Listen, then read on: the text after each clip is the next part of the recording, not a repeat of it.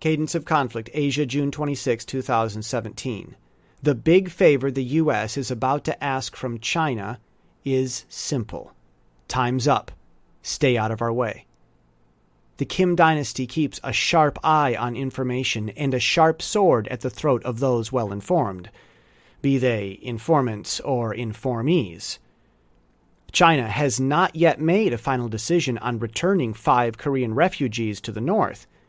The U.S. still holds vigil, reckoning the length of its own patience, not only with the Koreas, but with any nations and leaders who haven't done more to help. Resolve and wrath are swelling. This is the ultra-low tide before the tsunami.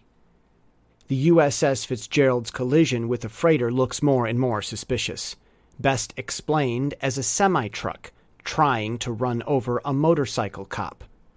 The Fitzgerald managed to get whacked at just the right place and time so that few sailors witnessed, and satellite phones made the only call for help. The ACX crystal lingered all through the oceans until sunrise. At least, that's what reports look like this week. The whole thing smells fishy.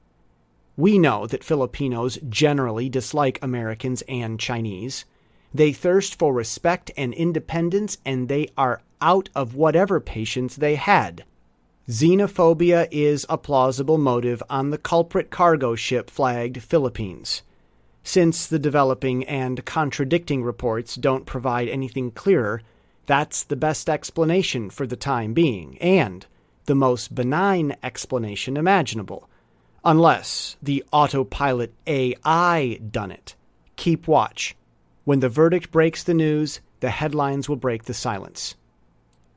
Taiwan is commissioning its own helicopter forces, and it doesn't look like Beijing will be extending any invitations to house the helicopters on the man-made islands in the South Sea. Meanwhile, Xi Jinping is headed to Hong Kong. Great efforts are being made to remove so much anti-China sentiment. 9,000 police will be dispatched. British newspapers are burning through ink and paper to tell the news. Xi Jinping is not to see anything less than the greatest praise for all China has done for Hong Kong on the 20th anniversary of Hong Kong's own release from Britain. Authorities are working overtime to take all the many steps necessary to achieve the mountainous and historic task of ensuring so. Rest assured, it will happen. China will reach its great goal of a tour in Hong Kong without dissent.